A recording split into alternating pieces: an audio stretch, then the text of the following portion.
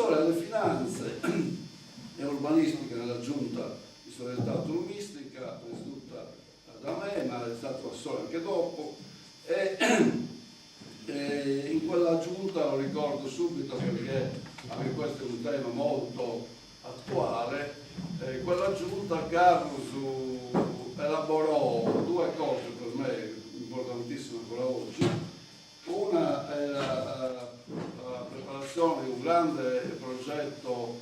per la riforma delle autonomie locali. Noi facemmo una conferenza ad Alghero con un testo predisposto da Carlos, quale poi nel volume non si è neanche messo,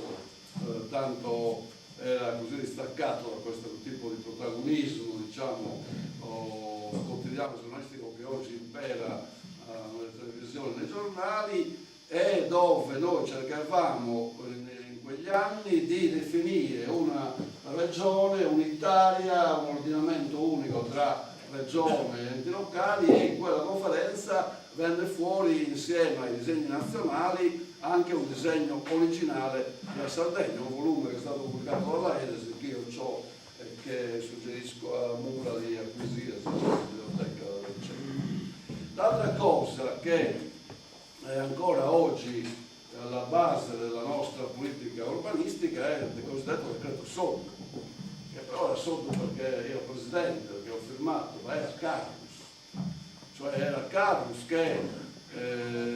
tra le altre passioni, anche quella dell'urbanistica, elaborò una organica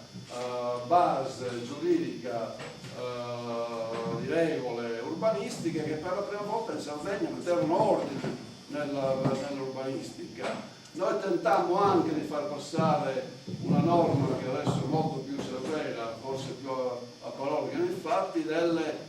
500 metri di distanza dalla costa per le edificazioni nel mare, nella costa marina, e non riuscimmo a far passare 500 metri, neanche 300, arrivavamo soltanto a 150, è stata una battaglia furiosa con Angelino Roig, con Severino Flores, eravamo dei kamikaze anche un po' spericolati, e non ci rendevamo conto che in quel momento eravamo completamente al di fuori dell'opinione corrente, però riuscimmo a far passare 150 metri. 150 metri sono il principio ormai che sostiene tutta la questione ambientalistica delle coste, e che per merito di Carlos rimane con tutte le altre cose, la zona A, C, B, tutto quello che voi sapete essere la regolamentazione urbanistica. Questo era Nino Carlos, cioè un lavoratore in fesso proprio ammirevole dal punto di vista della dedizione al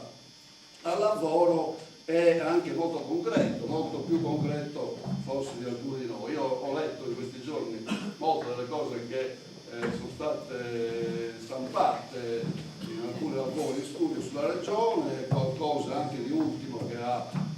fatto in occasioni diverse, e emerge dalla lettura una cosa che dico subito molto diversa, cioè io sono uno che rimane orale anche nelle cose stampate, invece Carlos alla lunga rimane molto più ordinato e molto più, come dire, anche in un certo senso leggibile in maniera anche attuale, perché era anche nel parlare, tutto sommato portava una capacità di riflessione, anche di sintetizzazione degli argomenti, che non era troppo influenzato dagli umori delle assemblee nelle quali si svolgevano i discorsi, cosa che invece capita a me e mi capiterà anche stamattina. Gli ideali di Carlos, poi vedremo anche le tappe specifiche. Noi eravamo cristiani, forse lo siamo ancora, nell'animo, nell'inno, cristiani. Era una vita intera, quindi era un cristiano atipico, un mariteniano. Il resto molti non lo sanno, ma lui era uno degli esponenti dell'associazione italiana mariteniana, mi ricordo, anche negli ultimi anni si parla di questo. Mariteniano, rossettiano, lazzattiano, cioè tutto il filone che noi possiamo identificare nella sinistra, diciamo, cattolica, democratica, che elaborò in parte il titolo primo della Costituzione, come sapete, il gruppetto era lì, da Moro alla Pira e lo stesso Alzatti e Rossetti, però era anche fanfaniano, nel senso che per ragioni anche locali della provincia di Nuoro, per l'inizio dell'esperienza, come succede a tutti, per il leader di allora, che era Giovannino o Del Rio, o il discusso leader della provincia, loro erano praticamente in quel momento il gruppo egemone della DC nuorese e appartenevano fino alla fine della vita proprio fedelissimamente fanfaniani.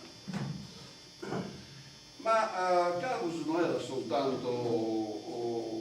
un personaggio, diciamo, di cultura politica democratica soltanto, era una cultura, lo dico non perché celebriamo un amico deceduto, ma perché si vede da quello che ha fatto. Allora aveva una curiosità intellettuale notevole che oggi non è facile ritrovare nei politici, non penso anzi che non ci sia proprio, almeno da quello che si sente nel giro, che si vede, che si legge. Carus era fondamentalmente un esperto di economia, sapete che lui come primo lavoro fece il funzionario della Banca d'Italia, poi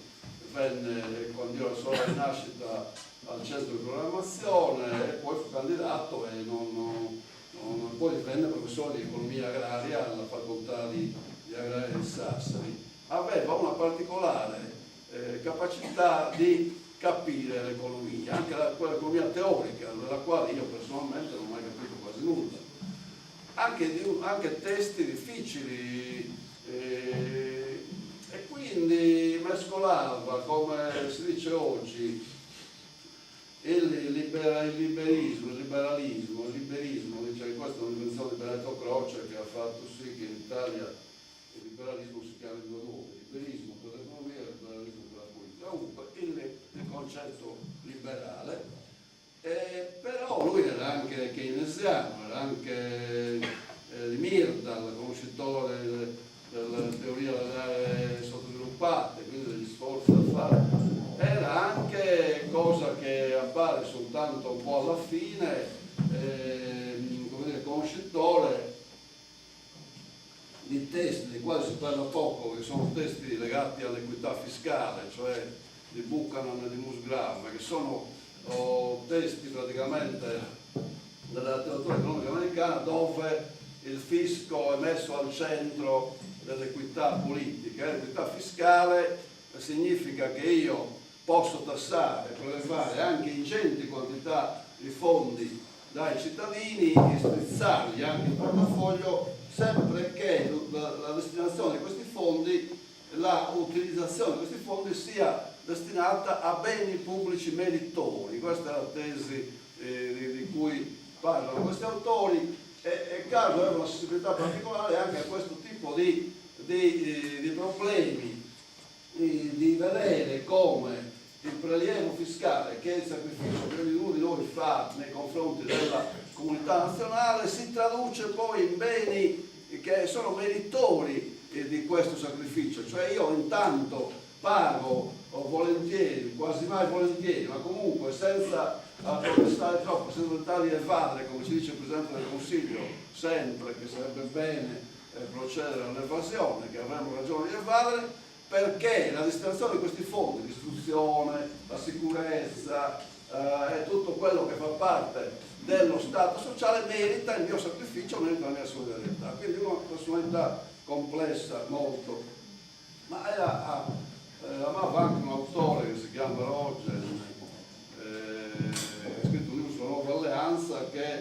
intitolato Nuova Alleanza, che univa l'economia all'ambiente, ai problemi ambientali, cioè anche la preoccupazione di come lo sviluppo